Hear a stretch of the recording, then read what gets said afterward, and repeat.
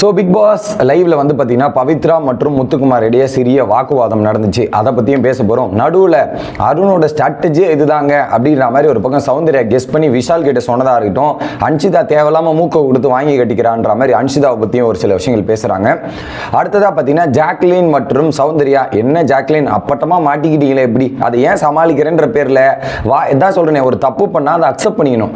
Accept பண்ணிட்டா பிரச்சனை இல்லை, அதுக்கு நான் இல்லைன்னு முட்டு கொடுக்க போய் நீங்களே மாட்டிக்கிறீங்களே அப்படின்ற ஒரு அல்டிமேட்டான சம்பவம். ஃபைனலாக பார்த்தீங்கன்னா அன்அஃபிஷியலில் யார் யார் எந்த இடத்துல இருக்கா, அஃபிஷியல் டாப் 3 பற்றியும் டிஸ்கஸ் பண்ண போகிறோம். வணக்கம் மக்களே, நேஷனல் உச்சிலிருந்து உங்கள் மணிவண்ணன். சேனலுக்கு புதுசாக இருந்தீங்கன்னா சப்ஸ்கிரைப் பண்ணிடுங்க. மறக்காமல் அந்த லைக் பட்டன் இருக்கு இல்லையா, ஸோ மறக்காமல் அந்த லைக்கை போட்டுருங்க. நீங்கள் போடுற ஒவ்வொரு லைக்குமே எனக்கு ஹெல்ப்ஃபுல்லாக இருக்கும். மறக்காமல் லைக்கை போட்டுருங்க. ஓகே, ஸோ இந்த டாப் 8 செலெக்ஷன் முடிஞ்ச உடனே பார்த்தீங்கன்னா பவித்ரா டாப் 8க்குள்ளே வரணும் அப்படின்றது தான் அவங்களுடைய ஆர்வம். பட் அவங்களுக்கு ஓட்டே வரல அப்படின்றதான். அதில் போய் நேம் சொன்னாங்களே, அதில் பவித்ராவோட பேர் எனக்கு தெரிஞ்சு எடுத்தவங்களே ரொம்ப கம்மி. அதனால் என்ன பண்ணுறாங்க, என்னுடைய பேச்சு கேட்காத இடத்துல நான் ஏன் பேசணும், என்னோட கருத்துக்கு மதிப்பில்லாத இடத்துல நான் ஏன் பேசணும் அப்படின்ற மாதிரி பேசுகிறாங்க. முத்து சொல்கிறாரு, இல்லை அப்படி உங்கள் கருத்துக்களை யாரும் மதிக்கலை, அது இது பண்ணலன்னு அர்த்தம் கிடையாது. உங்களோட கருத்து வந்து கேட்டிருப்பாங்க, அது மெஜாரிட்டி அக்செப்ட் பண்ண முடியாதுன்ற சுச்சுவேஷன் தான் தவிர்த்து உங்க கருத்தை கேட்கவே இல்லைன்னு சொல்றதெல்லாம் ரொம்ப ரொம்ப தப்பு அப்படின்ற மாதிரி சொல்றாங்க. கரெக்ட் தானே? அங்க வந்து உங்களோட கருத்து வந்து மெஜாரிட்டி ஆஃப் த அக்ரி ஆச்சுன்னா அக்ரீடு, நாட் அக்ரீட்னா நாட் அக்ரீடு. அதுக்கு வந்து ஒரு பெரிய டிபேட் மாதிரி மாற்றி பேச மாற்றி போயிட்டு இருக்கு. ஸோ அதில் வந்து பவித்ரா வந்து பார்த்தீங்கன்னா டாப் 8 போகணும்னு ஆசை இருந்துச்சு. பவித்ரா நீங்கள் ஃபீல் பண்ணாதீங்க, இங்கே டிசைட் பண்ணுறதுதான் டாப் 8 கிடையாது, மக்கள் டிசைட் பண்ணுறது தான் டாப் 8. இந்த டாஸ்கில் நீங்கள் போகணும்னு நினச்சிங்க, அதில் நீங்கள் உங்களோட வாய்ப்பை கரெக்டாக பயன்படுத்திருக்கணும். என்னன்னா அங்கே போயிட்டு ஒரு டிசிஷன் எடுக்கும்போது இதுதான் பாயிண்ட்ன்ற மாதிரி ஸ்ட்ராங்கான பாயிண்ட்ஸ் வைக்கணும். ஸோ அவங்கவுங்களுக்கு கொடுக்கப்பட்ட வாய்ப்பை விட்டுட்டு அதுக்கப்புறம் வந்து இது குத்துது குடையுதுன்னா என்ன பண்ணுறது. ஸோ அந்த ஒரு ஸ்டேஜில் பேசுகிற ஸ்டேஜ்னா அழகாக பேசணும், இது பண்ணுற ஸ்டேஜ்னா அதை யூட்டிலைஸ் பண்ணிக்கணும். எல்லாம் அங்கே விட்டுட்டு அதுக்கப்புறம் போலம்னா ஒரு பிரயோஜனமும் இல்லைன்றதான் நான் பார்க்குறேன். அந்த இடத்துல வந்து முத்துக்குமார் பேசுனது எனக்கு வேலிடாக இருந்தது. பவித்ராக்கு நிறைய விஷயங்கள் புரிய மாட்டேங்குதோன்ற ஒரு கேள்வி எனக்கு இருக்கு. அடுத்து ஸோ விஷால் கிட்ட வந்து பார்த்தீங்கன்னா சௌந்தர்யா சொல்கிறாங்க, எப்பா அருண் என்னையா பண்ண, அருணே விருப்பம் இல்லை, அவன் வந்து பாட்டம் 7 வரதுக்கான காரணமே என்னன்னா அவனுக்கு சிம்பத்தி வரும், சிம்பத்திக்காக தான் அவன் பண்ணிட்டு இருக்கான்னு எனக்கே கிளியர் கட்டாக தெரியுது. இதை விட்டுட்டு அன்ஷிதா வந்து பார்த்தீங்கன்னா அருணுக்காக வந்து எதுக்கு பேசுகிறாங்க, ஏன் பேசுகிறாங்க, ரொம்ப தப்பாக இருக்குது இது. அவனுக்கு வேணா அவன் பேசணும், இவங்க அருணுக்காக வந்து பேசிட்டு எதுக்கு சொம்பலாம் தூக்கணுன்ற மாதிரி பேசுகிறாங்க. ஸோ அவனே ஒரு சிம்பத்தி கெயின் பண்ணிருக்கான். இது தெரியாமல் வந்து வாயை கொடுத்து வாங்கி கட்டிக்கிறா போல. முத்து என்ன தப்பாக பேசினா, முத்து தப்பாவே பேசல. இதில் தமிழ் படிச்சுட்டு வரணும், இது படிச்சுட்டு வரணும்னு தேவையில்லாம டைலாக் எதுக்கு அன்ஷிதா பேசுறா. அன்ஷிதா பேசுறது தான் ரொம்ப ரொம்ப தப்பா இருக்கு. கரெக்டான பாயிண்ட் தானே பேசுறேன். அந்த இடத்துல மெஜாரிட்டி ஓட்டு வந்தது, ஓட்டுப்படி தான் எடுக்க முடியும். வேற என்ன பதில் கேட்டா பதில் இல்லை. இதுல அருண் போனோன்ற மாதிரி தேவையில்லாம பல விஷயங்கள் பேசுறது, வார்த்தை வரதெல்லாம் ரொம்ப தப்பா இருக்கு அப்படின்ற மாதிரி சௌந்தர்யா சொல்றாங்க. எனக்கு வேலிடா தான் பட்டுச்சு சௌந்தர்யா விஷால் கிட்ட சொன்னது. விஷாலுக்குமே இப்போ அருண் மேல இருக்கிற அபிப்பிராயம் மாறிக்கொண்டு இருக்கிறது பார்க்கும்போது நல்லா இருக்கு அப்படின்ற மாதிரி எனக்கு தோணுச்சு. அடுத்து என்ன பண்ணுறாங்க, பிக் பாஸ் வந்து என்ன சொல்கிறாரு, பெட்ரூமில் போயிட்டு ரெண்டு பெட்ரூமே லாக் பண்ண போகிறேன் அப்படின்ற மாதிரி பெட்ரூமில் போயிட்டு இருங்க அப்படின்னும் போது என்ன பண்ணிட்டாங்க, ஜாக்லின் பக்கத்தில் ரயானு, ஜாக்லின் வந்து கண்ணை மூடி தூங்கிட்டாங்க. பக்கத்தில் வந்து சௌந்தர்யா ஃபஸ்ட்டே என்ன சொல்லியிருக்காங்கன்னா, கண்ணை மூடும்போது ஜாக்லின் கண்ணை மூடாதன்னு ஃபஸ்ட்டே வந்து சௌந்தர்யா வார்ன் பண்ணியிருக்காங்க. ஜாக்லின் கண்ணை மூட்டாங்க. ஓகே, ஸோ சௌந்தர்யாக்கு ஆப்போசிட்டில் மஞ்சுரி அதே மாதிரி உட்காந்துட்டு காலை ஆட்டிட்டு இருக்காங்க. மஞ்சுரி தூங்கலை. என்ன பண்ணியிருக்காங்க, நாய் குலைச்சிருச்சு. நாய் குலைச்ச உடனே நம்ம கேமரா ஃபோக்கஸில் அப்படியே கண்ணை மூடிக்கிட்டு இப்படி உட்காந்துட்டு இருக்கிறது ஜாக்லின், படுத்துட்டு இருக்கிறது. நாய் குலைச்ச உடனே யாரால நாய் குலைச்சதுன்னு போது ஜாக்லின் நாய் இல்லைன்றாங்க.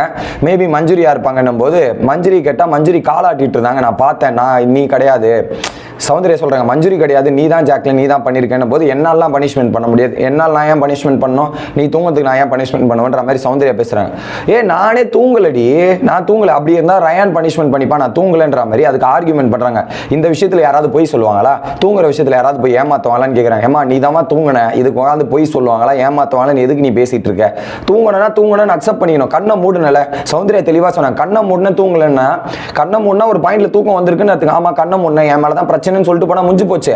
அது சௌந்தர்யா சொல்லிட்டாங்கன்னு நீங்க அவங்க கிட்ட டிபேட் போறது சோ சிம்பிளி வேஸ்ட். தேவையில்லாம ஒரு நான்சென்ஸ் ஃபைட்டை போட்டுக்கிட்டு நீங்களே உங்களுக்கு எடுத்துக்கிறீங்கன்றத நான் பாக்குறேனே தவிர்த்து. சோ கண்ணை மூடினா தூக்கம் வந்துச்சுன்னா ஆமா வந்துச்சுன்னு சொல்லுங்க. அதுக்கப்புறம் வந்து நேத்து நீ தூங்கணும்ல சோபால லிவிங் ஏரியால, நான் கூட தான் சொன்னமே, அப்ப போய் நீ தூங்குன, எனக்கு டயர்டா இருந்துச்சு அப்படின்னு சொல்ல. அப்ப எதுக்கு தூங்கணும்னு சொல்லிட்டு போயிட்டு அதுக்கப்புறம் சுத்தி வளைச்சு நீ தூங்குன நான் தூங்குனேன்னு எதுக்கு அந்த கம்பேரிசன் வருது? அதுவே தப்பா இருக்குல்ல மக்களே. அதுக்கப்புறம் பாத்தீங்கன்னா எனக்கு பனிஷ்மெண்ட் கொடுங்க, நான் பண்றேன். எப்படி தூங்கணுங்களுக்கு எப்படி பனிஷ்மெண்ட் கொடுப்பாங்க? வேற ஒருத்தருக்கு தான் கொடுக்கணும் அப்படின்னும் ரஞ்சித் சொல்லிட்டாரு, அந்த கதவுலாம் திரைகள்லாம் ஓப்பன் பண்ணிட்டு அதுக்கப்புறம் எல்லாருக்கிட்டையும் போய் டாஸ்க்கை பண்ணுங்கன்ற மாதிரி சொல்லி முடிச்சிட்டாங்க. ஸோ அதான் சொல்கிறேன், சில்லி ஃபைட்டெல்லாம் ஜாக்லின் வந்து வாயை கொடுத்து தன்னைத்தானே ஆப்படிச்சுப்பாங்க நான் நினைக்கிறேன். இதுதான் எதுக்கு போடணுமோ அதுக்கு போய் ஃபைட் பண்ணுங்க, தேவையில்லாத்துக்கு போய் ஃபைட் பண்ணால் இப்படி தான் நடக்கும் நான் பார்க்குறேன். அந்த இடத்துல சௌந்தர்யா சொன்னது கரெக்ட், எச்சரிக்கையும் கொடுத்தாங்க, எல்லாத்தையும் பண்ணாங்க, அதையும் மீறி பண்ணிட்டு வந்து ப்ளேம் பண்ணால் எப்படி அப்படின்றத எனக்கு தோணுச்சு. அடுத்து ஸோ ஓட்டிங் அனலைசஸில் ஒரு மிகப்பெரிய மாற்றங்கள் நடந்திருக்கு. பவித்ரா முதலிடத்தில் 23 இது அன்அஃபிஷியல், அஃபிஷியல் கடைசியாக சொல்கிறேன். பவித்ரா 23.61%, 48,000 வாக்குகள். என்னடா ஓப்பன் பண்ணி 2வது நாளே 48,000 வாக்குகள் வாங்கும்போதே தெரியல. ஸோ பவித்ராக்கு ராணுவ சைடில் இருந்தோம், முத்துக்குமாரோட ஃபேன்ஸ் வந்து ஹெவியாக ஓட்டு போட்டிருக்காங்க. அதில் குறிப்பாக முத்துக்குமார் டீம்லாம் பவித்ராவை முதல்ல வைக்கணும், சௌந்தர்யா முதல்ல வைக்கக்கூடாது, கீழே இறக்கணுன்றதுக்காகவே இதை பண்ணியிருக்கிறார்கள் அப்படின்றதான் தகவல். அடுத்து சௌந்தர்யா 20.45, 41,783 வாக்குகள். கிட்டத்தட்ட பார்த்தீங்கன்னா ஒரு 7,000 வாக்குகள் கம்மியாக இருக்குது பவித்ராக்கும் சௌந்தர்யாக்குமே. ஸோ அது இவங்களால தான், இல்லைனா சௌந்தர்யா தான் முதல் பிளேஸில் இருந்திருப்பாங்க. 3வது இடம் ஜாக்லின் 10.41, 21,279 வாக்குகள். கிட்டத்தட்ட 20,000 வாக்குகள் டிஃபரன்ஸ் இருக்கு பவித்ராக்கும் ஜாக்லினுக்கும் சௌந்தர்யாக்கும் 20,000 வாக்குகள் டிஃபரன்ஸ் இருக்கு, பெருசா நீண்டு கொண்டே போகுது. அடுத்து அன்ஷிதா 17,000 வாக்குகள். ஸோ 4,000 வாக்குகள் டிஃபரன்ஸ் இருக்கு அன்ஷிதாக்கும் ஜாக்லினுக்குமே. ராயன் வந்து இப்போ ராயனோட சென்சிபிள் நிறைய பேசுறாருங்க, அன்ஷிதா தான் அன்வான்டா இருக்கு, ஜாக்லின் இன்னைக்கு இந்த ஒரு சண்டை போட்டல அது அன்வான்ட், மற்றபடி இன்னைக்கு நிறைய சென்சிபிளான பாயிண்ட்ஸ் இருந்தது. ராயன் பயங்கரமா சென்சிபிளா நிறைய வாய்ஸ் அவுட் பண்றான், தெரிக்க விடுறாங்க, பாயிண்ட் ஸ்கோர் பண்றலாம் பயங்கரமா இருக்கு. ராயனோட கேம் பிளே இப்போ ரைஸ் ஆகுது. அருண் டவுன் டவுன் அப்படின்ற மாதிரி அருணோட கேம் பிளே மேபி இன்னைக்கு வந்து கொஞ்சம் பாசிட்டிவும் இருக்கு நெகட்டிவும் இருக்கு.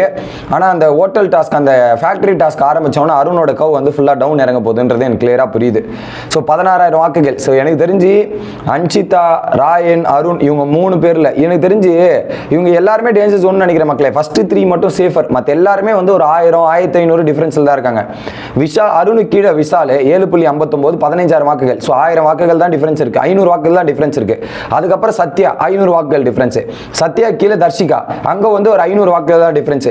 ஸோ இதெல்லாம் கம்பேர் பண்ணி பார்த்தீங்கன்னா இல்லை கிட்டத்தட்ட ஒரு 3,500 வாக்குகள்லேயே இந்த 6 பேர் சுத்திட்டு இருக்கிறதால கண்டிப்பா இந்த வாரம் சம்பவம் இருக்கு. அதில் குறிப்பா டான்சர் ஜோன்ல அந்த திருட்டு பிரியாணி கேங் ஹெவியா இருக்கானுங்க, மொத்தமே திருட்டு பிரியாணி கேங் டான்சர் ஜோன்ல தான் இருக்கானுங்க. Dharshika mid week eviction, Dharshika இல்ல சத்யா மிட் வீக் எவிக்ஷன், வீக்கெண்ட்ல வந்து பாத்தீங்கன்னா யாரு மிஸ் ஆகிறாங்களோ அவங்கள முடிச்சு விட்டுறாங்கன்ற மாதிரி எனக்கு தோணுது. இந்த வாரம் திருட்டு பிரியாணில இருந்து 2 பேர் போக போறாங்க மக்களே. சரி, அபிஷியல் ஓட்டிங்ல யாரெல்லாம் லீடிங்ல இருக்காங்க அப்படின்றது பாத்தீங்கன்னா முதலிடத்தில் சௌந்தர்யா. ஸோ சௌந்தர்யா கான்ஸ்டன்டா வரதால அவங்க 2வது இடத்துல ஜாக்லின் 10 வாரம் தொடர் நாமினேஷன், அந்த பவரை காட்ட வேண்டாமான்ற மாதிரி ஜாக்லின் 2வது இடம். 3வது இடத்துல பவித்ரா, மற்ற ஓட்டர்ஸ்லாம் சேர்ந்து போட்டிருக்காங்க. அன்அபிஷியல்ல ஓட் போட்டு பவித்ராவை மேல வச்சிருக்கானுங்க, அபிஷியல்ல ஓட்டு போட்டு மேல வைங்கனா ஓட்டே போட மாட்டேங்கிறானு. நம்மளோட பில்டப் எல்லாமே அன்அபிஷியல் தான், அபிஷியல்லாம் பில்டப் பண்ண மாட்டோம், அதெல்லாம் எங்களுக்கு செட் ஆகாது அப்படின்ற மாதிரி பல விஷயங்கள் பண்ணிருக்காங்க.